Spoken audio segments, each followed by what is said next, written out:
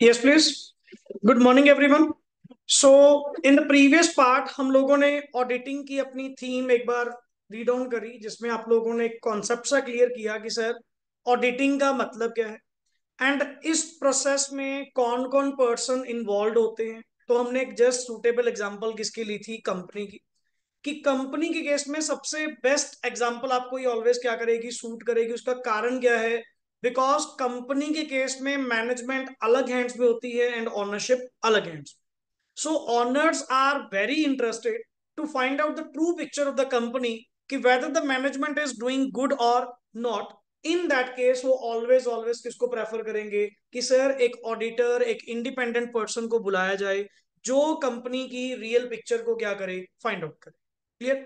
So normally auditing के अंदर आप लोगों ने जो वर्ड पढ़ा, पहला पॉइंट सर डेफिनेशन वाइज ही हम अगर लेके चले तो डेफिनेशन में आपने क्या पॉइंट पढ़ा कि ऑडिट इज एंड एक तो वर्ड आपने यूज किया दैट इज इंडिपेंडेंट। क्लियर? वो इंपॉर्टेंस आप लोगों ने लास्ट लेक्चर में क्या करी है, डिस्कस की है कि इंडिपेंडेंट का यहां पे मतलब क्या हो।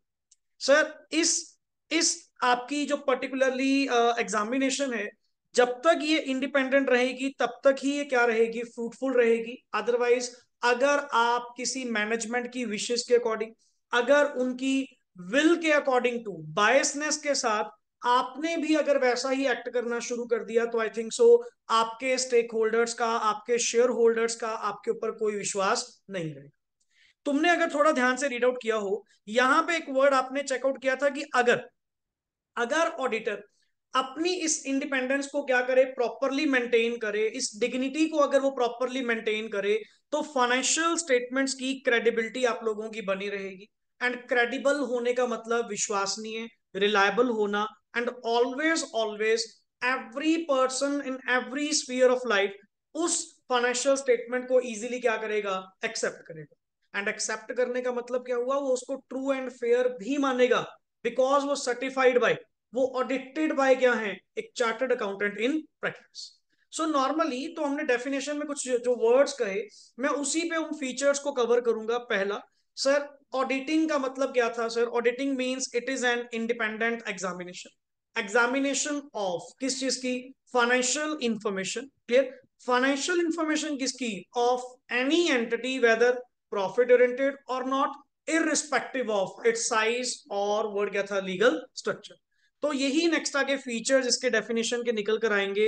And the last is when such an examination is conducted, इस एग्जामिनेशन को करवाने का जो आपका मोटिव है, वो मोटिव क्या है, टू फॉर्म एंड या to express an opinion there, कि ऑडिटर इसके बारे में अपनी ओपिनियन क्या करे, एक्सप्रेस करे, कि ऑडिटर का कहना क्या है, एक इंडिपेंडेंट पर्सन का कहना क्या है इन फाइनेंशियल स्टेटमेंट्स के बारे में, कि whether the company is doing great और not.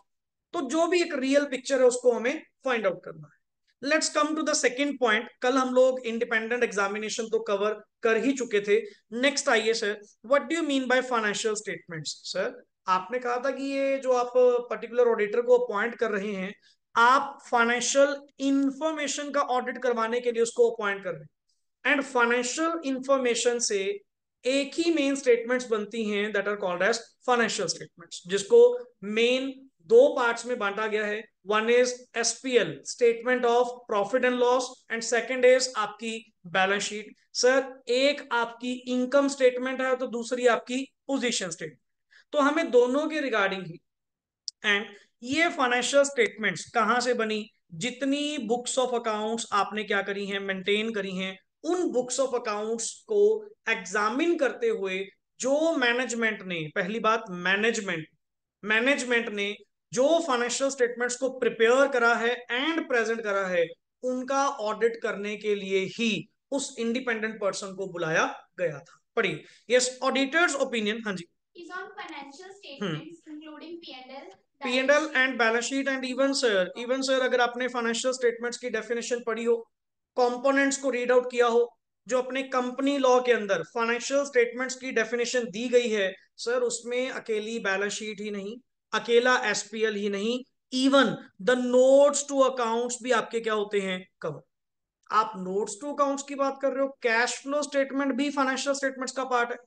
Even the statement of change in equity, as per the Ind AS one, जिन जिन के ऊपर एप्लीकेबल है वो भी फाइनेंशियल स्टेटमेंट्स का पार्ट है। तो सर फाइनेंशियल स्टेटमेंट मींस जो डिफाइन किया गया as per the relevant framework, क्योंकि मैं यहां पे सिर्फ कंपनी की बात नहीं कर रहा, आप किसी भी एंटिटी की अगर फाइनेंशियल स्टेटमेंट्स की बात कर रहे हैं, ये तो जस्ट मैंने कंपनी की एग्जांपल दी कि कंपनी की फाइनेंशियल स्टेटमेंट्स का मतलब उसकी बैलेंस शीट, उसका एसपीएल, उसके नोट्स टू अकाउंट्स जो तीन तो होंगे ही होंगे, extra cash flow, extra statement of change in equity, तो ये कुछ भी आपका अल्टीमेटली फाइनेंशियल स्टेटमेंट्स के अंदर कवर होता है। क्लियर? सो सबसे important word is the preparation and presentation of the financial statement is the, word क्या लिखा हुआ है, रिस्पॉन्सिबिलिटी ऑफ, क्या लिखा हुआ है, मैनेजमेंट ऑफ द एंटिटी।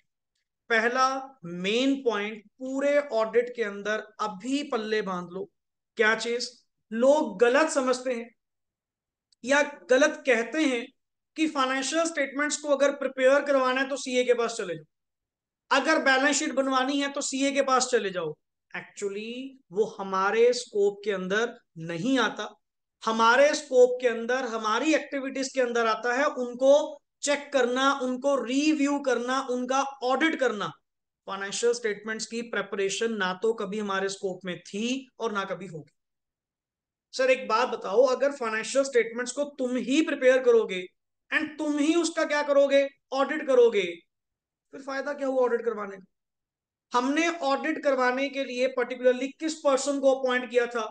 एक ऐसा पर्सन, एक ऐसा पर्सन जो दूसरों की गलती निकाले, फाइंड आउट करे, and as per the normal rule self review threat, जिसको हम वर्ड यूज करते हैं, कोई पर्सन अपने किए हुए काम में कभी कोई गलती निकालता? एक्चुअली सर, एक्चुअली ऑडिटिंग का कॉन्सेप्ट जो है हमारे स्कोप में सिर्फ और सिर्फ उन फाइनेंशियल स्टेटमेंट्स का चेकिंग पॉइंट है, वेरिफिकेशन पॉइंट है, उनका प्रेजेंटेशन पॉइंट नहीं। उनको प्रेजेंट करना एंड प्रिपेयर करना, और वो भी एक वर्ड चलता है एज पर एप्लीकेबल, लिखिए इसको, एज पर एप्लीकेबल एक वर्ड आएगा F R F, applicable F R F. What do you mean by F R F?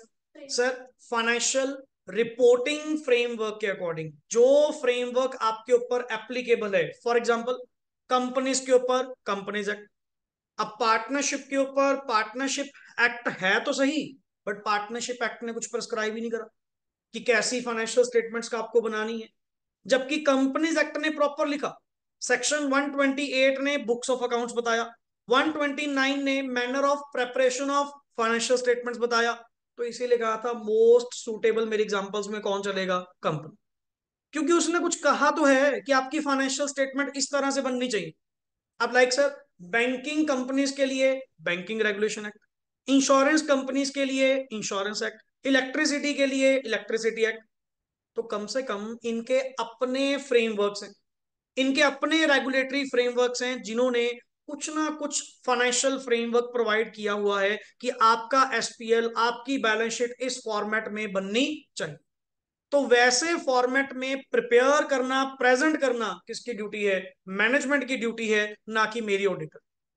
Mostly तुम पूरा लॉ नेक्स्ट आगे पूरा ऑडिट पढ़ोगे, हर जगह तेरे माइंड में वो एक ही वर्ड कहेगा, पता नहीं कितनी बार ये लाइन लिखी हुई मिलेगी, बार बार ये याद दिलवाएगा कि सर ये तुम्हारा काम नहीं है, तुम्हारा काम है इन बनी हुई फाइनेंशियल स्टेटमेंट्स को क्या करना, ऑडिट करना, रिव्यू करना, चेक करना, मेरा काम हुआ।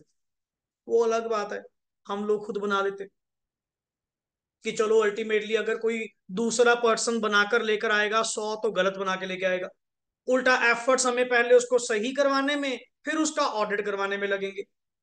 वो तो इन द मीन वाइल हम खुद ही कह देते हैं कि पर्टिकुलरली सर आप जस्ट डाटा प्रिपेयर करके दे दो, बुक्स ऑफ अकाउंट्स प्रिपेयर करके दे दो, वही सही करके दे दो।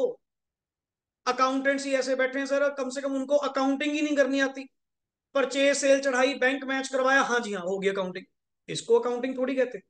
हम कहते हैं एटलीस्ट तुम डाटा ही सही मेंटेन करके दे दो, एफएस हम खुद बना लेंगे, कम से कम सही तो बनाएंगे। हम अपने एफर्ट से बचने के लिए अपन खुद फाइनेंशियल स्टेटमेंट्स को क्या कर लेते हैं, प्रिपेयर। नहीं तो बड़ी कंपनीज में, प्रॉपर कंपनीज में आप देखना उनका फाइनेंशियल डिपार्टमेंट अलग से बना होता है, उसमें भी सीएस अपॉइंट होते हैं, बड़ी बड़ी कंपनी सीएस को हायर करती हैं, and in house financial statements क्या होती हैं, तैयार होती हैं। मेरे पास पर्टिकुलरली 2-3 कंपनीज हैं, उनमें प्रॉपर वहां पे अकाउंटेंट्स हैं, वो पूरी balance sheet as per the companies act हमें बना के देते हैं। और ऐसी भी कंपनीज हैं जिनकी बैलेंस शीट मैं खुद बना रहा हूँ, डेटा भी खुद मेंटेन कर रहा हूँ।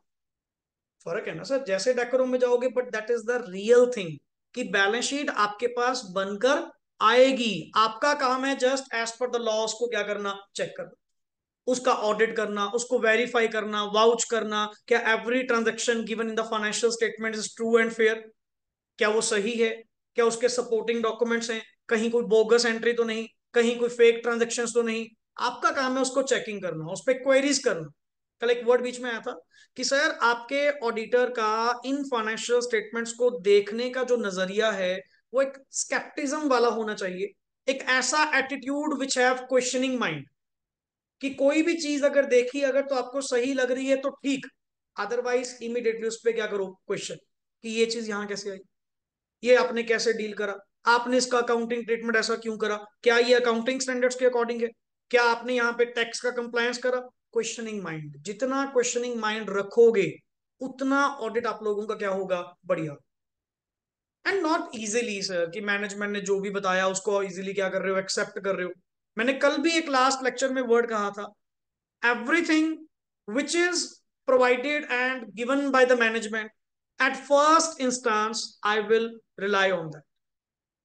मैं ये नहीं कहूंगा कि मैनेजमेंट ऑलवेज गलत होती है, क्योंकि सर 24/7 365 डेज उस एंटिटी को किसने रन करा, management. And management is that that person जो उसके बारे में मेरे से बेहतर जानते हैं, क्योंकि उन्होंने उस चीज को देखा है, पूरा साल उन्होंने उस चीज को ऑब्जर्व करा है, एंड एक मैनर उन्होंने डिसाइड करा। ऐसे नहीं जाते ही कह दूंगा कि मैनेजमेंट तो गलत है, मैनेजमेंट तो फ्रॉड करती है, मैं तुम्हारी बातों पे विश्वास क्यों करूं।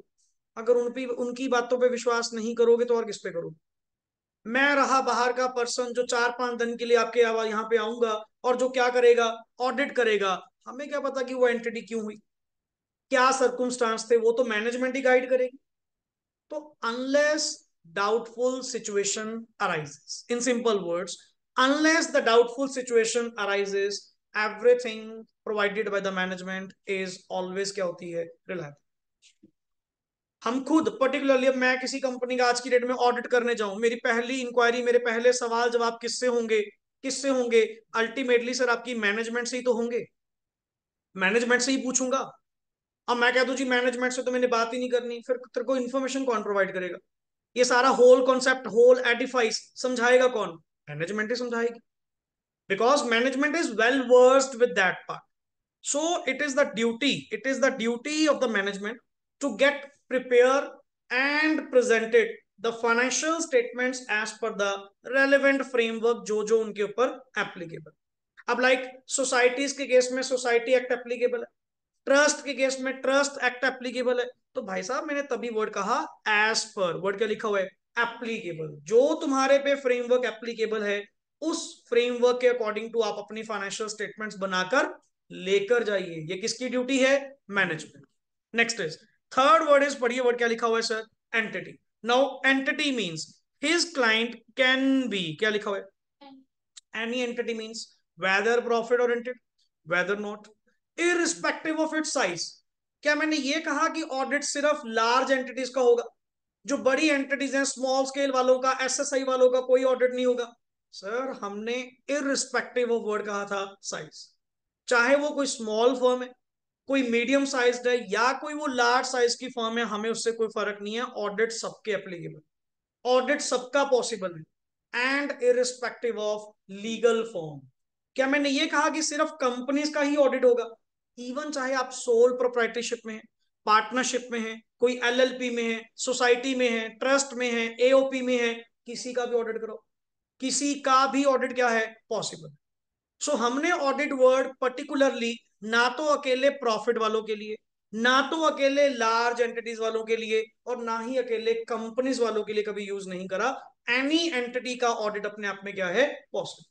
पढ़िए, yes, what ever is the, क्या लिखा हुआ है, legal form, that is it may be proprietorship, partnership, trust, और वर्ड क्या लिखा हुआ है, कंपनी।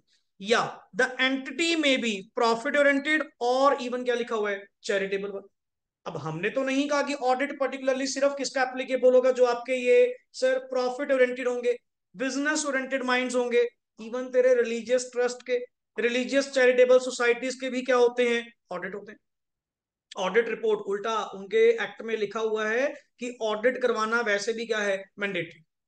उनके एक्ट में ही लिखा हुआ है, जैसे कंपनीज में पढ़ते हो कि every company is mandatory to file its audit report along with the accounts. Section 137 में जो filing of the financial statements करवाते हो, उसमें ऑडिट रिपोर्ट भी साथ में क्या होती है, अटैच होती है, बिकॉज वो सेक्शंस में लिखा हुआ है। सेम सोसाइटीज में जाओ, ट्रस्ट में जाओ, इनके खुद एक्ट कहते हैं। इन दिनों एक सोसाइटी नॉर्मली आई हुई है, उनकी ऑडिट हम लोगों ने करनी है, इवन बुक्स ऑफ अकाउंट्स भी हम ही मेंटेन करते हैं। तो सोसाइटी के केस में कौन पूछता है पर्टिकुलरली, जस्ट एक फॉर्मेलिटी के पॉइंट से, बट ऑडिट तो उनका भी लिखा हुआ है, जबकि वो चैरिटेबल है, जबकि वो कोऑपरेटिव सोसाइटी है, उसका प्रॉफिट कमाना तो मोटिव ही नहीं है। उनके अकाउंट्स कौन से हैं, वो एनपीओ वाले, इनकम एंड एक्सपेंडिचर वाले। उनके केस में तो वर्ड ही क्या यूज करते हैं, सरप्लस, या वर्ड क्या बोलते हैं, डेफिसिट। प्रॉफिट लॉस तो बोलते ही नहीं। उनके भी अकाउंट्स बनते हैं, उनकी भी बैलेंस शीट बनती है। चलिए, यस द क्लाइंट में भी स्मॉल हो, मीडियम हो, या क्या लिखा हो, इन चीजों से कोई मतलब नहीं। हमने वर्ड डेफिनेशन में जो यूज किया वो क्या यूज किया sir, any entity. Clear. And next is what about the word called as opinion. Sir opinion का मतलब क्या हुआ? ओपिनियन का मतलब था इनका व्यू पॉइंट, कि मतलब सर हम चाहते हैं कि वो जो फाइनेंशियल स्टेटमेंट्स जो कौन प्रिपेयर करके लेके आया था, मैनेजमेंट, वो अपने आप में कह रहे हैं हमने एप्लीकेबल फ्रेमवर्क को ध्यान में रखते हुए इन फाइनेंशियल स्टेटमेंट्स को प्रिपेयर करा, एक एक अकाउंटिंग स्टैंडर्ड्स का कंप्लायंस करा, हमारी यहाँ पे शो की गई ट्रांजैक्शन अपने आप में ट्रू एंड क्या है, फेयर है। मैं कहा वेट अ मिनट, तुम्हारे कहने से कुछ नहीं होगा। हम यही बातें किसके मुंह से सुनना चाहते हैं, सीए। कि सीए साहब आप कह दो बस, चाहे यही रिपीट कर दो, बस तुम कह दो, तुमने कहा हमने मान लिया। बिकॉज हमारे लिए क्रेडिबल कौन है, हमारे लिए क्रेडिबिलिटी किसकी है, एक मैनेजमेंट के वर्ड्स की नहीं। हमारे लिए क्रेडिबिलिटी किसकी है, एक प्रोफेशनल की, who is interested with this duty, जिसको बाय लॉ ये ड्यूटी प्रोवाइड की गई है, बाय प्रोफेशन ये ड्यूटी प्रोवाइड की गई है। हमें वो पर्सन कह दे, हमें वो ओपिनियन क्या कर दे, प्रोवाइड कर दे, एवरीथिंग इज एक्सेप्टेबल, हम मान लेंगे जी। तो सर ओपिनियन का मतलब क्या है, व्यू पॉइंट। व्यू पॉइंट या एक नॉर्मल वे में हम कहते हैं पर्सपेक्टिव, नजरिया, कि इनका कहना क्या है, सीए का उन बुक्स के रिगार्डिंग, उन फाइनेंशियल स्टेटमेंट्स के रिगार्डिंग क्या व्यू पॉइंट है। हमें जस्ट वो सुनना है कि वेदर वाकई में the company is doing good. हमें बस यस नो ये कह दे, हम मान जाए। मैं कहा जी इसमें क्या फर्क है, मैनेजमेंट भी तो वही कह रही है। कहता नहीं, वही तो फर्क है। मैनेजमेंट तो वो लोग हैं जिन्होंने वो बिजनेस एक्टिविटी करी। अब करने वाला पर्सन कभी भी अपनी गलती एडमिट, क्या पता वो सही बोले, झूठ बोले, गलत बोले, क्या पता।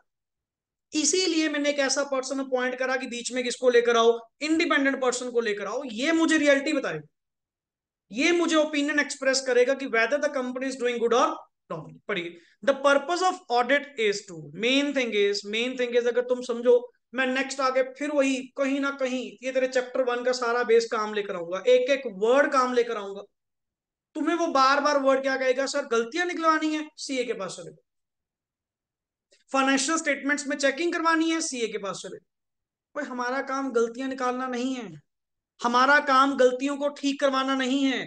हमारा काम है उस फाइनेंशियल स्टेटमेंट्स को क्या करना, चेक करना, क्रॉस एग्जामिन करना, एंड पर्टिकुलरली उसके ऊपर ओपिनियन क्या करना, एक्सप्रेस करना। हाँ ठीक है, मैं इग्नोर नहीं कर सकता, मेरे काम के दौरान जो जो मिसस्टेटमेंट्स मेरे सामने आएंगी, मैं क्लियरली स्पेल आउट करूंगा, मैं रिपोर्ट बनाकर दूंगा कि मुझे ये गलत मिली। पर ठीक करवाना मेरा काम थोड़ी है। फाइनेंशियल स्टेटमेंट्स बनाई किसने, मैनेजमेंट ने। तो ठीक भी कौन करवाए, मैनेजमेंट।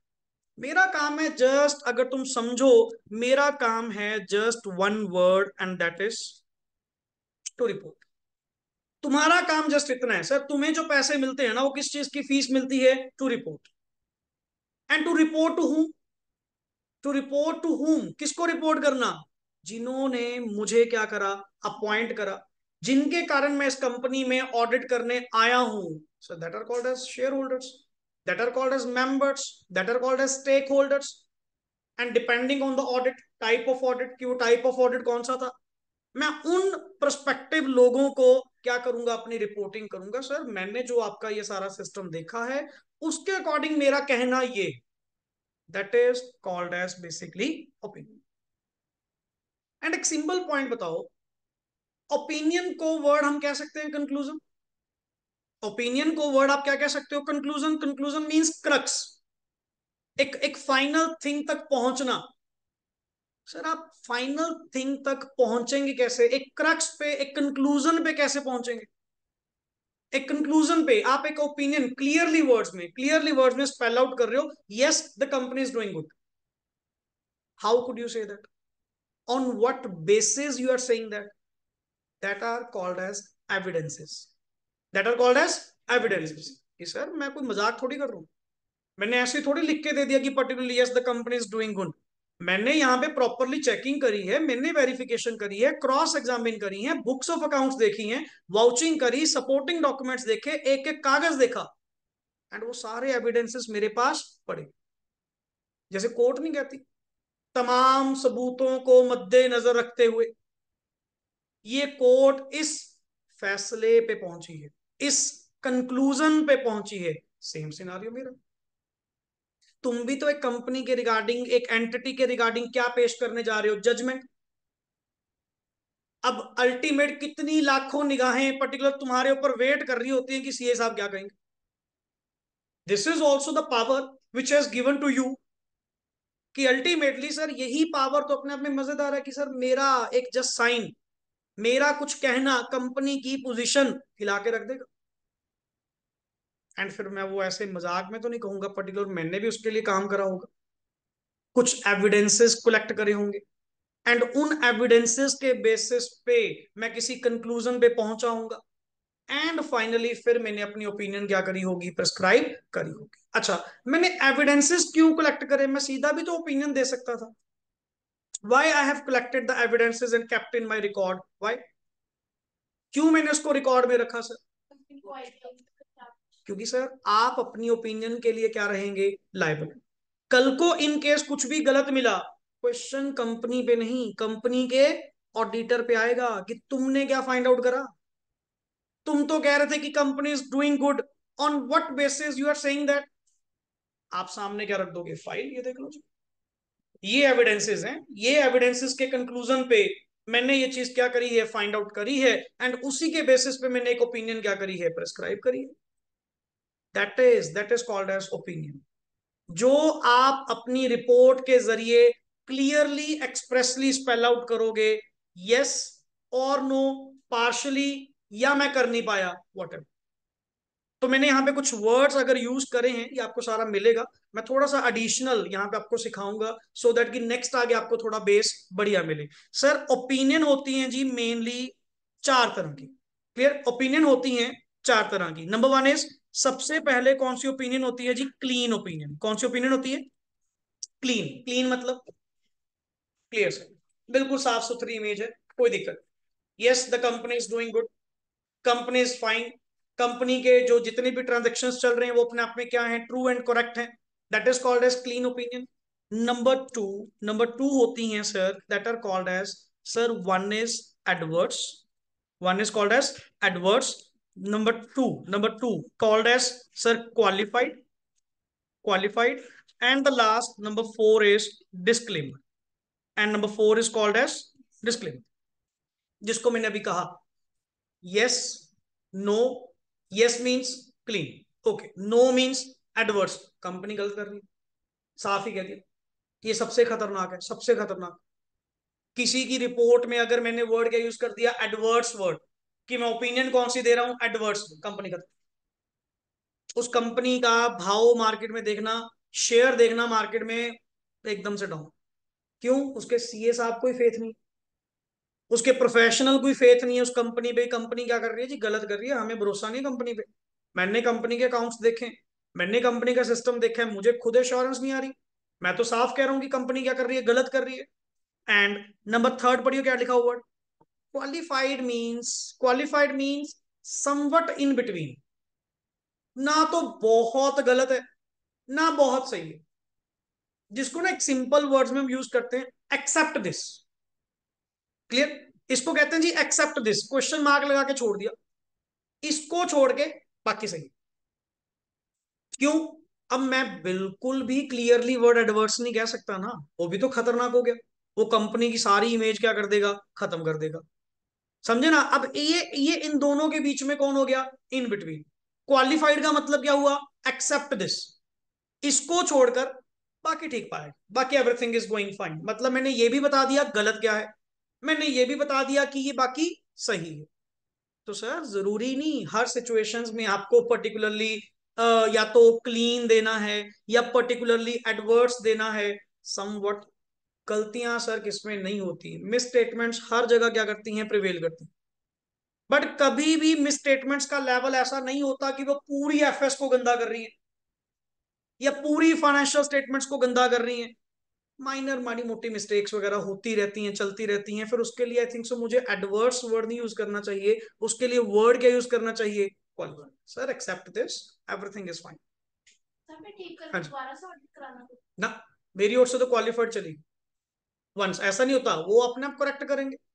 अगर वो करेक्ट नहीं करेंगे, वो नेक्स्ट ईयर की ओपिनियन में ऑटोमेटिकली आ जाएगा, क्योंकि जो अगले साल का ऑडिटर होगा वो पिछली ऑडिट रिपोर्ट पढ़ेगा, उसमें क्या लगे हुए थे, क्वेश्चन मार्क, वो पहले पूछेगा क्या तुमने वो सही करे। अगर नहीं करे, उल्टा अगले साल वाला भी क्या कर देगा, मॉडिफाई कर देगा, वो फिर क्वालिफाई कर देगा कि पिछले ऑडिटर ने गलती निकाल के दी थी और कंपनी ने अभी तक उसको क्या नहीं करा, सही नहीं करा। But to be very clear, मेरा काम ठीक करवाना नहीं, मेरा काम जस्ट क्या है, रिपोर्ट करवाना। And the last is, last कौन सी होती है, word called as disclaimer. Disclaimer का मतलब क्या होता है, सर मैं ऑडिट ही नहीं ढंग से कर पाया, मैं कंक्लूजन ही ड्रॉ नहीं कर पाया, इन्होंने मुझे काम ही नहीं करने दिया, मैनेजमेंट मेरे से लड़ पड़ी, मेरे स्कोप को लिमिट करने की कोशिश करी। अब मैनेजमेंट भी तो रिस्की हो सकती है, अगले को पता है कि ये हमारी एक्चुअल पिक्चर सामने बाहर निकाल के रखेगा, क्या पता उल्टा धमकियां देनी शुरू कर दे। बड़े बड़े केसेस में होता है, क्योंकि मैं कंपनी का एक इंडिपेंडेंट पर्सन हूं, मेरे मन में जो आएगा मैं तो वो करूंगा। क्या पता मैनेजमेंट मेरे साथ कोऑपरेट ही ना करे। आपने तो कहा था कि सर मैनेजमेंट आपसे क्या करेगी, कोऑपरेट करेगी, ये सीधे मुंह जवाब ही नहीं दे रहे। मैं इनसे कुछ पूछता हूँ, कहते खुद ही कर ले। ये नहीं इन्फॉर्मेशन देंगे तो और कौन देगा। अब मैं कहा बेटे मेरा कुछ नहीं जाएगा, मेरा कुछ नहीं जाएगा, इसमें भी बेइज्जती किसकी है, कंपनी की। कहता अभी रुक, मैं वहां पे इशू ही क्या कर दूंगा। And disclaimer means I am unable to work, simple word, मैंने तो ये लिखना बस कल्ला। बाकी शेयर होल्डर जाने, स्टेक होल्डर जाने वो मैनेजमेंट का क्या हाल करेंगे। मैंने तो जस्ट ये वर्ड कहना, sir I am unable to work, reason दो, क्या कारण था कि क्यों आप काम नहीं कर पाए। मैंने वर्ड लिख के देना, the management is not cooperating with me. फिर तो शेयर होल्डर्स का शक और पक्का हो जाएगा कि मैनेजमेंट चोर है, कि मैनेजमेंट पक्का झोल कर रही है। इनको दिक्कत क्या, जो बड़ी कंपनी, बिल्कुल पर्टिकुलरली अल्टीमेटली वहां पे मैंने जस्ट इतनी सी बात कहनी है कि मैंने देख अल्टीमेट, मेरे को तुमने फीस देकर बुलाया है, नुकसान मेरा नहीं है, नुकसान किसका है, तुम्हारा। मेरा कुछ नहीं जाएगा, अच्छे से कॉपरेट करोगे वैसा ऑडिट होगा। नहीं, मैंने क्या करना है, क्वालिफिकेशन मार्क कर देनी है, एक्सेप्ट दिस बाकी सही है, या वर्ड क्या यूज कर देना है। अगर मैं बिल्कुल ही नहीं काम कर पाया, मैं काम कुछ भी नहीं कर पाया, कोई एविडेंसेस कलेक्ट नहीं कर पाया, मेरा कुछ नहीं जाएगा, मैं वर्ड क्या यूज कर दूंगा, डिस्क्लेमर, जाओ खेलो। फिर भी तो भागते फिरोगे। ये उससे भी बुरी सिचुएशन है, भी ऐसा भी क्या हो गया, ऑडिटर कुछ बोल के ही नहीं गया। पर कम से कम एक चीज अच्छी तो होती है, ऑडिटर ने कुछ बोला, भला बोला बुरा बोला, बोला तो सही। ये ऐसा क्या हो गया, कुछ बोल के ही नहीं गया, डिस्क्लेमर वर्ड यूज करके चला गया। उसका कारण क्या है, ये और स्ट्रीक हो गया। तो इसीलिए मुझे ना सिचुएशंस कैप्चर करनी होंगी, पर्टिकुलर पढ़ना होगा, किन किन सिचुएशंस में क्या क्या रिपोर्ट आप लोग इशू कर सकते हैं, कौन सी टाइप ऑफ ओपिनियन में जाएंगे। ये हर चीज बड़ा रिफाइनली एक एक करके आपको मिले। बट यहां पे समझना, चैप्टर 1 के अंदर डिस्कस करना क्यों जरूरी है, बिकॉज ये पूरे ऑडिट में ये वर्ड्स आपको मिलेंगे। फिर आप मुझे पूछो कि सर क्वालिफाइड का मतलब, डिस्क्लेमर का मतलब, एडवर्ड्स का मतलब, पढ़िए पहला, द पर्पज ऑफ ऑडिट, हाँ जी, is to express an opinion on the financial statement. बिल्कुल, The auditor expresses an opinion on the financial in statement. कोई ओरल नहीं होगा सर, ये एक रिटर्न ऑडिट रिपोर्ट होगी। एंड इवन कल आई थिंक सो अपने पास एक वर्ड आया भी था, हमारी तो रिपोर्ट का भी हेडिंग क्या होता है, independent auditors report. Proper writing में रिपोर्ट बनाकर इनको मैं क्या करूंगा, जारी करूंगा, किन लोगों को, जिन्होंने मुझे क्या करा, अपॉइंट किया। क्लियर, मैं उनको, to the members, to the stake holders, जिसने भी रखा। अब मान लो गवर्नमेंट ऑडिट है, तुमने कल पढ़ा गवर्नमेंट ऑडिट में मेन हेड कौन है, कैग, तो मेरी रिपोर्टिंग किसको होगी, कैग को। तो जिसने भी अपॉइंट करा था, सिंपल सी बात। पढ़िए, टू एक्सप्रेस हिज ओपिनियन, हाँ जी, ये बड़ा अच्छा पॉइंट है, हाँ जी, He shall see that हाँ, financial statement would not mislead anybody would by not mislead. आप एक चीज बताओ, आप कह रहे हो सर आप ओपिनियन किस बेसिस पे प्रेस्क्राइब करोगे, मैं क्या यही जो आपने वर्ड सुने, क्या कि सर फाइनेंशियल स्टेटमेंट अपने आप में क्या नहीं होनी चाहिए, मिसलीडिंग। किसी भी लोगों का इंटरेस्ट उससे क्या नहीं होना चाहिए, मिसलीड ना हो। हम ना यहाँ पे एक वर्ड यूज करते हैं कि आप जो फाइनेंशियल स्टेटमेंट्स बनाते हैं ना, अभी तक जितनी फाइनेंशियल स्टेटमेंट्स तुमने बनाई होंगी, वो सारी फाइनेंशियल स्टेटमेंट कौन सी हैं, जर्नल पर्पस। कौन सी हैं, journal purpose. What do you mean by journal purpose, anybody can use, anybody can use. But एक होती है स्पेशल पर्पस, जो किसी पर्टिकुलर क्लास के लिए, पर्टिकुलर लोगों के लिए, जैसे लोन लेते टाइम बैंक को फाइनेंशियल स्टेटमेंट्स बनाकर देना, वो called as special purpose financial statements. वो एक स्पेशल पर्पस के लिए बनाई गई हैं, वो जर्नल पर्पस वाली नहीं। बट हमने जो आज तक बैलेंस शीट देखी हैं, वो ऑलवेज क्या होती हैं, जर्नल पर्पस। गवर्नमेंट को भी वही जाती है, टैक्स अथॉरिटीज को भी वही जाती है, स्टेक होल्डर्स को भी वही जाती है, क्रेडिटर्स को भी वही जाती है, ऑनर्स को भी वही जाती है, हर जगह एक ही balance sheet. Because that balance sheet is meant for journal purpose, not specific purpose।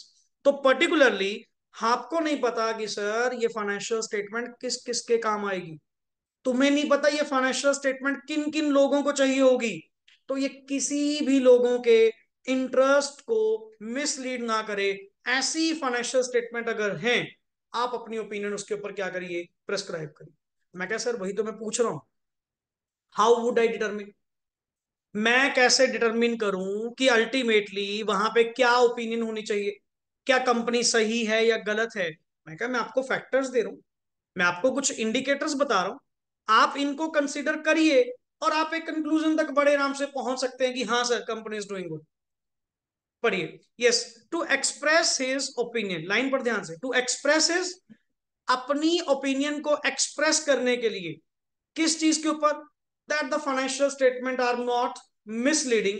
आप अपने आप को क्या करिए, एंश्योर करने का मतलब, अपने आप को विश्वास में लीजिए इन पॉइंट्स को लेकर। पहला, that the accounts have been drawn up with the reference to, क्या लिखा हुआ है, जितने भी अकाउंट्स बनाए गए, ये कौन से अकाउंट्स की बात कर रहे हैं, जितने भी तुमने बुक्स ऑफ अकाउंट्स बनाई हैं, लेजर्स बनाए हैं, फाइनेंशियल स्टेटमेंट्स बनाई हैं, वो एंट्रीज को ध्यान में रखते हुए कि जैसी जर्नल एंट्री डाली गई, उसी के बेसिस पे अकाउंट्स में क्या की गई, पोस्टिंग की गई, उसी पोस्टिंग के बेसिस पे ट्रायल बनी, ट्रायल के बेसिस पे क्या बने, फाइनल अकाउंट्स।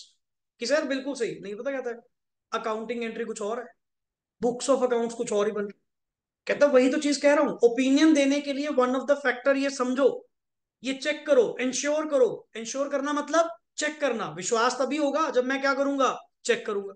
कि चेक करो क्या जो अकाउंट्स बनाए गए, the accounts have been drawn, जो भी ड्रॉन किए गए, अब विद द रेफरेंस टू, क्या वो एंट्रीज के अकॉर्डिंग टू किए गए, कि जैसी बुक्स ऑफ अकाउंट्स में एंट्री गई वैसे ही अकाउंट्स नेक्स्ट आगे प्रिपेयर किए गए।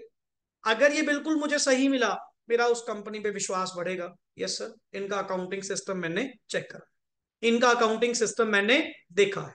Number 2, the entries in the books, हाँ जी, are adequately supported by sufficient and appropriate evidence होने का मतलब डॉक्यूमेंटेशन। कोई खर्चा उन्होंने बुक्स में रिकॉर्ड करा हुआ है, मैं कहती इसका बिल लेके आओ, इसका वाउचर कहाँ पे, फाइल निकाली, फाइल निकाल के मुझे बिल दिखा दिया, ये देखो सर इस दिन का ये बिल है, हमने ये चीज सामान लिया था और उसका बुक्स में एक्सपेंस हमने डाला है, पेमेंट हमने क्या करी है, बाय चेक करी है, पासबुक चेक कर लो, आप स्टेटमेंट चेक कर लो। हाँ ठीक है, डन सर। मतलब मैं ये वेरीफाइड हूँ, कोई बोगस एंट्री नहीं है, कोई फेक एंट्री नहीं है, कोई बुक एंट्री नहीं है, ऐसे ही डाल रखी। समझे ना, बहुत सारे केसेस होते हैं। तो ये चीज मैंने वेरीफाई करी, मैंने चेक करा। मैं कहा जो अकाउंट्स तुमने बनाए, तुमने उसके अंदर इतना खर्चा डाला हुआ है, ये बताना खर्चा हुआ कैसे, मेरे को बिल दिखाना उसके। अगले ने फाइल निकाली, प्रॉपर बिल्स दिखाए, देखो सर इसके बेसिस पे हमने क्या करी है, बुक्स मेंटेन करी है। सपोर्टिंग डॉक्यूमेंट, ये तो +1 का रूल चलता आ रहा है, that is called as documentation maintain करना। ईच एंड एवरीथिंग का सपोर्टिंग डॉक्यूमेंट मेंटेन करना अपने आप में क्या है, जरूरी। अब एक चीज बताओ, एज एन ऑडिटर, तुम्हारे पर्टिकुलर किसी क्लाइंट ने कैश का खर्चा डाला हुआ है 8,000 का। मैंने उनसे पूछा जी, मैं कहा 8,000 का एक्सपेंडिचर है, बिल दिखाइए उसका। वो सर बिल तो नहीं है जी। क्या तुम अलाउ करोगे? बैंक एंट्री भी होती, मैं फिर भी समझ जाता कि हाँ सचमुच में पेमेंट गई है। पेमेंट भी किसमें करी है, कैश। अच्छा 10,000 से ऊपर होती, वैसे ही अलाउड ना होती, वैसे ही डिसअलाउ हो जाती। है भी क्या 10,000 से नीचे। मैं फंस गया, मैं आ गया क्वेश्चन मार्क में। मैं क्या करूं, अलाउ करूं या ना करूं, मेरा विश्वास नहीं बैठ रहा। यही चीज तो तुम्हें फाइंड आउट करने को कहा गया कि सर फाइंड आउट दैट क्या उन सारी अकाउंटिंग एंट्रीज के सपोर्टिंग डॉक्यूमेंट्स इन्होंने मेंटेन करे हैं, ईच एंड एवरीथिंग की प्रॉपर फाइलिंग मेंटेन करी है। और कुछ नहीं सर, ये फैक्टर अगर तुझे प्लस में मिलेंगे ना, ये फैक्टर अगर तुझे पॉजिटिव मिलेंगे, आपका उस कंपनी के ऊपर विश्वास बढ़ेगा, आप उतना क्लीन ओपिनियन की ओर जाते जाएंगे। नहीं तो फिर इन बिटवीन कौन बैठा है, एडवर्ड्स, या कौन बैठा है पर्टिकुलर आपका क्वालिफाइड, वो तो फिर जाएंगे जाएंगे। यही चीज तो मुझे फाइंड आउट करनी है आगे। नन ऑफ द एंट्रीज, हाँ जी, In the books of accounts has been omitted in the process of compiling. इसको लिख कंप्लीटनेस। अब नन ऑफ द एंट्रीज का मतलब क्या हुआ, sir as per the accounting period concept, जितनी एंट्रीज जितनी एंट्रीज इस साल में हुई हैं, वो हर एंट्री को बुक्स ऑफ अकाउंट्स में रिकॉर्ड किया गया। मतलब कोई एंट्री ऐसी नहीं है जिसके कारण क्या हुई हो, कोई ओमिशन हुई हो, बुक्स में शो ही नहीं करा।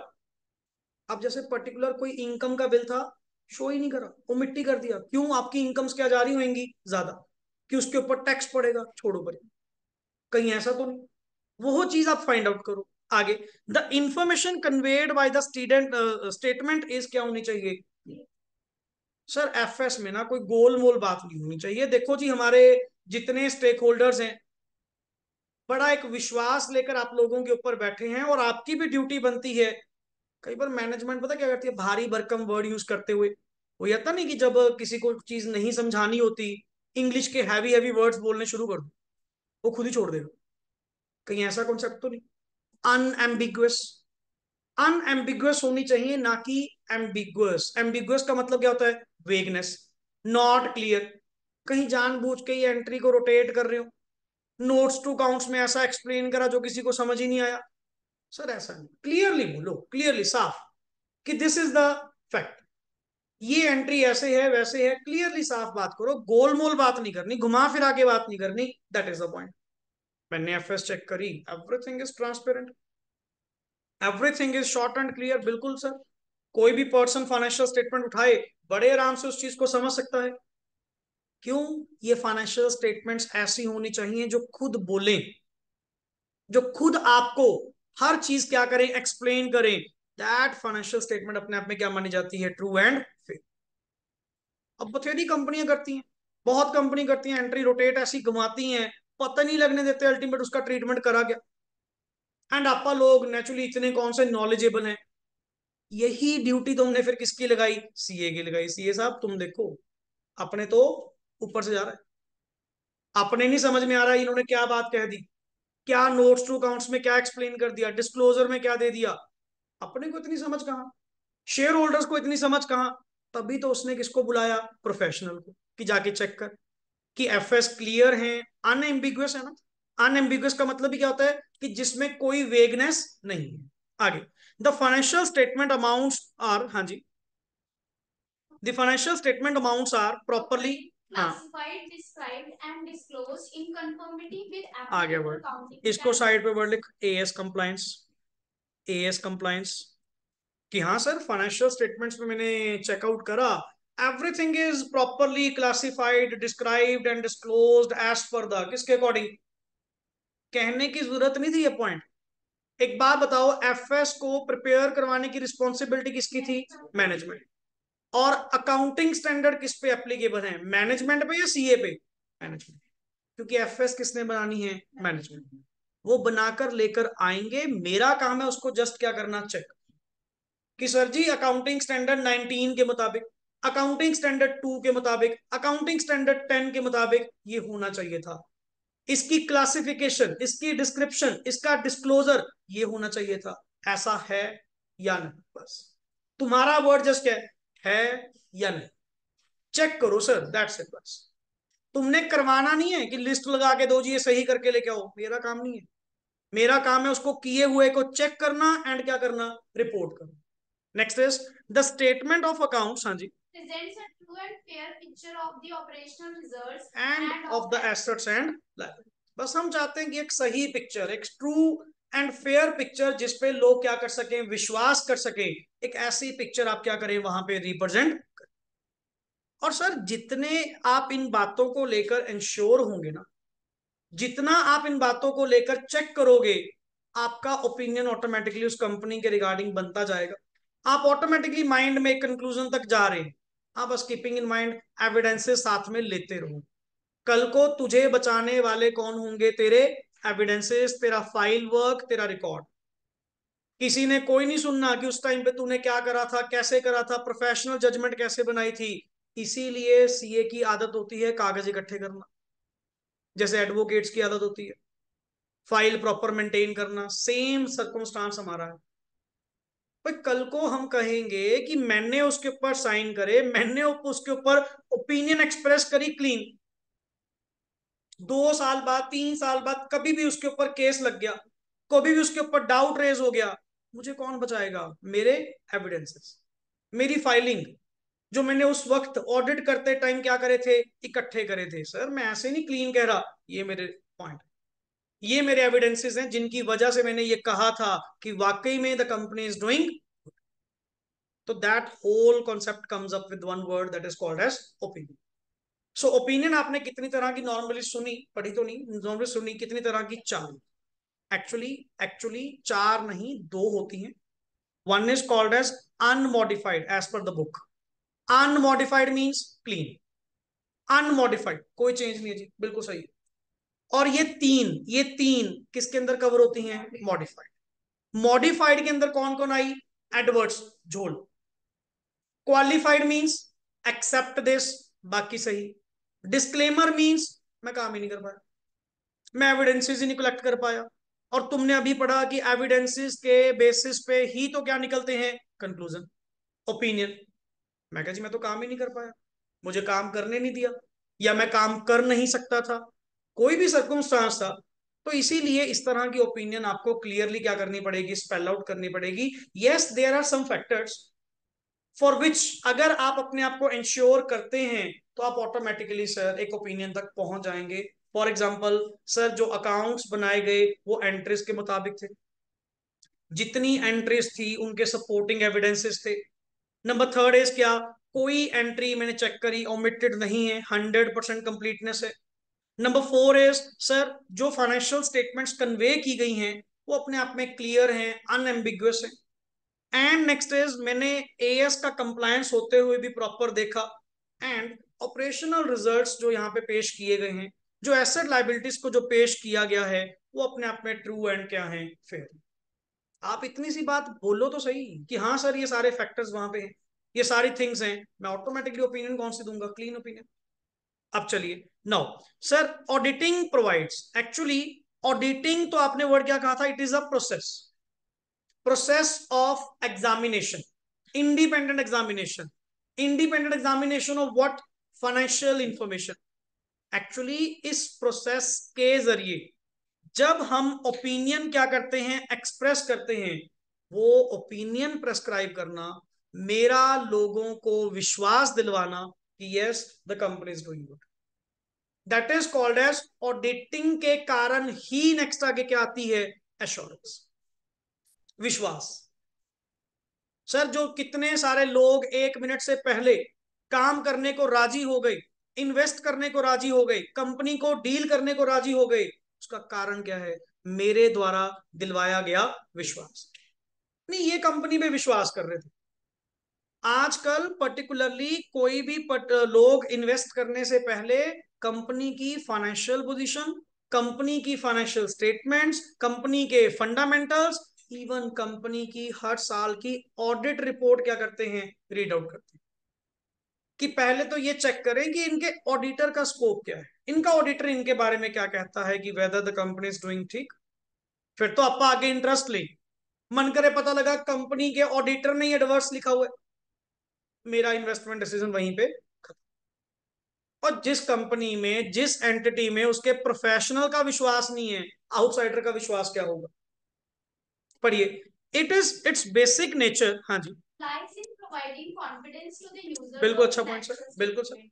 हम अपनी एश्योरेंस से अपने यूजर्स का कॉन्फिडेंस क्या कर रहे हैं? अचीव।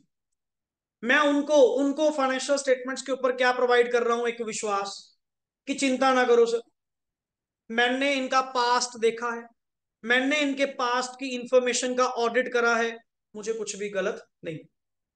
देखो जी, एक बात वेरी क्लियर, मैं फ्यूचर की गारंटी नहीं दे रहा। मैं फ्यूचर की गारंटी नहीं दे रहा, मैं यहां पे वर्ड क्या यूज कर रहा हूं? मैंने इनका पास्ट देखा। इन्होंने पूरा साल 1/4/23 से लेकर 31 मार्च 24 तक जितनी एक्टिविटीज करी हैं, मैंने उनको एक एक को चेक करा, एक एक को फाइंड आउट करा, सपोर्टिंग डॉक्यूमेंट्स देखे, उसकी कंप्लीटनेस देखी, एएस कंप्लायंस देखे, एवरीथिंग इज फाइन। हाँ, बट ये नहीं कह रहा ये 24-25 में भी सही करेंगे, 25-26 में भी क्या करेंगे? सही करेंगे। मैं कभी भी एश्योरेंस फ्यूचर की प्रोवाइड नहीं कर रहा, मैं एश्योरेंस किसकी दे रहा हूं? पास्ट। कि जो इन्होंने करा वो सही करा, इस बात का विश्वास मैं आपको दे सकता हूं। जो इन्होंने पास्ट में करा वैसा ये फ्यूचर में भी करेंगे, इस बात की गारंटी। बहुत सारे लोग ऑडिटर के इस पॉइंट को कहते हैं, जैसे आपने कहा कि सर हम ऑडिटर की विश्वास पे क्या करेंगे? इन्वेस्टमेंट करेंगे। बट ऑडिटर ने कभी भी फ्यूचर वायबिलिटी नहीं बताई थी। ऑडिटर ने सिर्फ क्या चीज बताई थी? हिस्टोरिकल फाइनेंशियल इंफॉर्मेशन जो भी इन्होंने दी है वो बिल्कुल क्या करी है? सही करी। उनको फेयरली प्रेजेंट करा, ट्रूली प्रेजेंट करा, इस बात की श्योरिटी मेरी है, इस बात का विश्वास मेरा है। बट मैं फ्यूचर की गारंटी नहीं लूंगा। पढ़िए। Yes, such an assurance. हाँ जी, Lends credibility to the financial statement. बिल्कुल सर, आगे। Yes, audited financial statements. हाँ जी। Provide confidence to the users that financial information reflected in the financial statements can be can be relied relied upon. Upon, can be relied upon मतलब उसके ऊपर विश्वास हाँ, किया उस जा पर सकता विश्वास किया जा सकता है। उसका कारण है बिकॉज वो क्या है? ऑडिटेड। अगर वो ऑडिटेड नहीं होती, जैसे आप नॉर्मली कोई सिंपल सी बैलेंस शीट बनाने के तो आप भी बना के ले जाओ, बट उस पर कोई विश्वास नहीं करेगा ना। क्यों नहीं करेगा? बिकॉज वो क्या नहीं है? सीए सर्टिफाइड, ऑडिटेड नहीं है। अगला कहता है जाओ जी पहले इसको सीए स्टैंप साइन करवा के लेके आओ, तब जाके हम पर्टिकुलर, क्योंकि ऑडिट करना हर एक के स्कोप में नहीं है ना। ऑडिट हर एंटिटी का तो होता नहीं है। अब बैलेंस शीट तो हर एंटिटी की बनती होगी। अब बथेरे केस में क्या होता है कि नॉर्मल सी बैलेंस शीट बनाई और किसको दे दी? बैंक को। कहते जी इसको नहीं मानेंगे, ये ऑथेंटिक है ही नहीं, हम इस पे कैसे विश्वास करें? कहते ऐसे करो, इसी को सीए से जाके क्या करवा लो? Stamp sign. उसके स्टैंप साइन करवा लो, हम इसको मान लेंगे। मैं क्या, ऐसा क्या जादू है कि उसने स्टैंप साइन कर दिया, आप उसके बेसिस पे 1 मिनट से पहले क्या कर दोगे? लोन कर दोगे। हमें उस पर्सन पे नहीं, उसकी डिग्निटी पे, उसकी वैल्यूज पे, उसके स्किल पे, उसके प्रोफेशन पे विश्वास है। वो कभी भी गलत नहीं करे। एंड वो जहां भी स्टैंप साइन करेगा वो सोच समझ कर ही करेगा, और हमारा कल को कुछ नहीं जाएगा। अगर कुछ भी क्या पाया गया? गलत पाया गया, you will be personally liable for your assurance. हमने तेरे भरोसे, तेरे स्टैंप साइन के भरोसे उस एंटिटी को क्या दे दिया? लोन। कि जी कोई नहीं, एंटिटी थोड़ी कह रही थी, सीए ने कहा ये सही, सीए ने स्टैंप साइन करके दे कि ये बिल्कुल क्या है? ठीक है। उस भरोसे, उस विश्वास के जरिए हमने क्या करा? इनको लैंडिंग प्रोवाइड करी। और कल को आप कह रहे हो जी हमने तो ऐसे ही साइन कर दिए, ना ना ना, यू विल बी लायबल। जहां तुमने उसको डॉक्यूमेंट को स्टैंप साइन कर दिया, यू विल बी लायबल। पढ़िए। नेक्स्ट इज, हाँ जी, by whom. Yes, in India. हाँ जी, Audit is to be conducted by a professional and good accounting and auditing background तो सर हमारे यहाँ पे किसका है, सीए का ही है। क्लियर। So a chartered accountant, but specially word underline, having क्या लिखा हुआ है, not every CA, not every CA, CA in practice, in practice वाले जिन्होंने अपने ऑफिसेज ओपन किए हुए हैं, सर्टिफाई करने की पावर इन लोगों के पास है। अब सीए बनकर तो आप पहले क्या बनते हो, मेंबर, मेंबर तो बहुत है बट हर मेंबर प्रैक्टिस में नहीं। अब कितने सीएस कंपनी की इंप्लॉयमेंट में कहां कहां जॉब कर रहे हैं, सर मैं उनकी बात नहीं कर रहा, यहां पे मैं किसकी बात कर रहा हूं, जिन्होंने अपने ऑफिसेस ओपन किए हुए, that is called as having. Having क्या लिखा हुआ है, सीओपी। मतलब सर सर्टिफिकेट ऑफ मेंबरशिप तो सबके पास होगा, बट सर्टिफिकेट ऑफ प्रैक्टिस किसी किसी के पास होगा जो प्रैक्टिस में ओपन बैठे। पढ़िए, यस, बेनिफिट्स ऑफ ऑडिट। अब अल्टीमेट आपने इतने सारे पॉइंट्स कहे तो थोड़ा सा एक क्रक्स निकाल लेते हैं कि सर फिर ये ऑडिट करवाने का बेनिफिट क्या, क्यों ये ऑडिट करवाया जा रहा है। पढ़िए, यस, ऑडिटेड अकाउंट्स पहली बात प्रोवाइड, क्या लिखा हुआ है, हाई क्वालिटी इंफॉर्मेशन। एक तो सर ऑडिट करवाने का ये फायदा है, ये ऑडिट आपको हाई क्वालिटी इंफॉर्मेशन क्या करेगा, प्रोवाइड करेगा। देखते ही एक तरफ आपकी अनऑडिटेड है, एक तरफ आपकी ऑडिटेड है, तेरा ऑटोमेटिकली माइंड किसको एक्सेप्ट करेगा, ऑडिट। आप क्या इसकी कोई ऑथेंटिसिटी नहीं, क्या पता कैसे बनाई, पता क्या इसमें भी था कैसे बनाई है, बट उसके ऊपर क्या थे, सीए साइन थे, वो ऑडिटेड थी। इतने में तेरा क्या हो गया, विश्वास आ गया कि अल्टीमेट ये इंफॉर्मेशन क्या होगी, हाईली क्वालिटी वाली होगी। पढ़िए, नेक्स्ट इज इट गिव्स, हाँ जी, confidence to the users that information on which they are relying, on which they are relying, but क्या लिखा हुआ है, on which they are relying is अपने आप में क्या है, क्वालिटेटिव, क्वालिटेटिव के साथ and applicable accounting standards have been क्या किए होंगे, फॉलो किए होंगे। ऑटोमेटिकली विश्वास बैठ रहा है, ऑटोमेटिकली कि इन्होंने जो कुछ भी करा होगा वो बिल्कुल क्या करा होगा, सही करा होगा। मैं तो ये कह रहा हूं कि अगर ऑडिटर ने ऑडिट करा है तो स्टैंडर्ड्स को फॉलो करा होगा, ये प्रिजम्पशन है।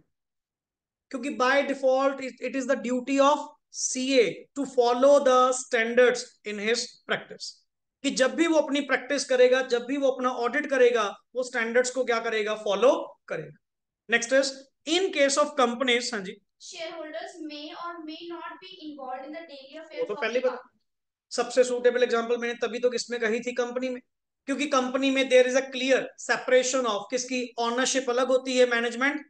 अब डे टू डे अफेयर्स में शेयर होल्डर तो आते नहीं होंगे, डे टू डे अफेयर्स में कौन डील कर रही है, management. The financial statements are prepared by किसके द्वारा, मैनेजमेंट, कंसिस्टिंग ऑफ, और ऊपर से एफएस को बनाया भी किसने, डायरेक्टर्स ने। काम पूरा साल करा भी किसने, डायरेक्टर्स ने।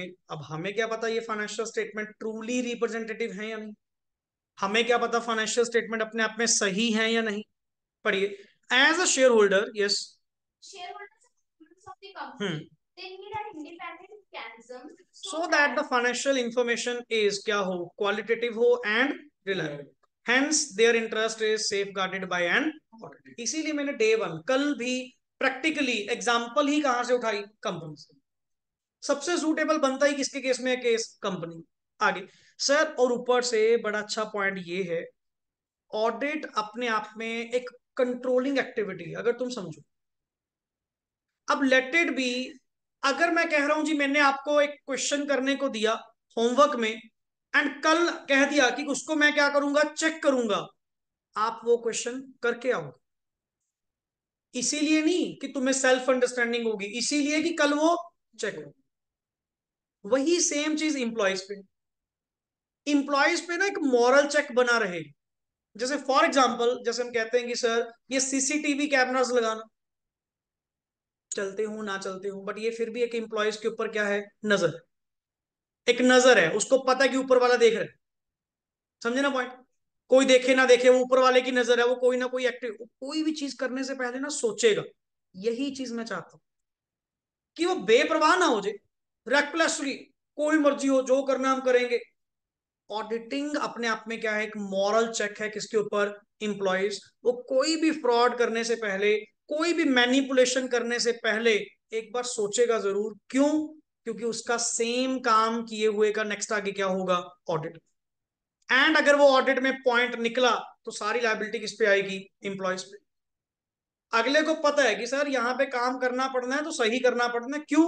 एक एक एक्टिविटी इनका इनका क्या होता है? ऑडिट। कई कंपनीज ऐसी हैं जो मंथली ऑडिट करवाती हैं, जो बड़ी एंटिटीज हैं सर उनका क्वार्टरली छोड़ो, मंथली ऑडिट होता है। क्यों? ट्रांजैक्शन की नेचर बहुत ज्यादा हाई क्वांटम है। पूरे साल का ऑडिट हम कहां से कर लेंगे? उनका पीरियोडिकल नहीं, उनका पीरियोडिकल नहीं होता, उनका कौन सा ऑडिट होता है? कॉन्टिन्यूस, पूरा साल ही ऑडिट चल रहा है। क्यों? वो अपने आप में एक मॉरल चेक है इंप्लॉयज के ऊपर कि इंप्लॉयज फिर सोच समझ कर क्या करेंगे, ट्रांजेक्शन करेंगे कि ऑडिटर यहीं बैठा है, कहीं बाहर नहीं गया, इधर से मैंने कुछ करा नहीं, उसने हर एंट्री को क्या करना है? चेक करना है, और कहीं उसमें गलती ना निकल जाए। और वो रिपोर्टेबल डायरेक्टली टू किसको होगा? Share holders. क्या फायदा कल को डांट पड़े? पढ़िए सर, audit act as a, yes please, moral check on employees from committing frauds for the fear of being discovered by the बिल्कुल, for the fear of being, कहीं कल को पकड़े जाएं, इससे बेटर है गलती ना ही करो। यही चीज तो मैं चाहता हूं। इसीलिए मैंने ऑडिट को अपने सिस्टम का क्या बना दिया? पार्ट बना दिया। मैं क्या, मुझे नहीं पता लॉ कहे या ना कहे ऑडिट के लिए, मैं ऑडिट करूँ। तभी मैंने कल वर्ड क्या कहा था sir? Audit is not only a mandatory activity, कि मैंडेटरी होगा तो ही ऑडिट करवाएंगे। वॉलंटरी एक्टिविटी आप अपने लिए करवा लो। अब यहां पे मैंने अपने इंप्लॉयज के ऊपर नजर रखने के लिए, अब यहाँ पे तुझे प्रैक्टिकली बताऊं, कितने सारे मतलब लोग ऐसे हैं जिन्होंने कितने बिजनेस ओपन कर रखे। सारे बिजनेस खुद तो नहीं चला रहे, उन बिजनेसेस को कौन रन कर रहा है? उनके मैनेजर्स।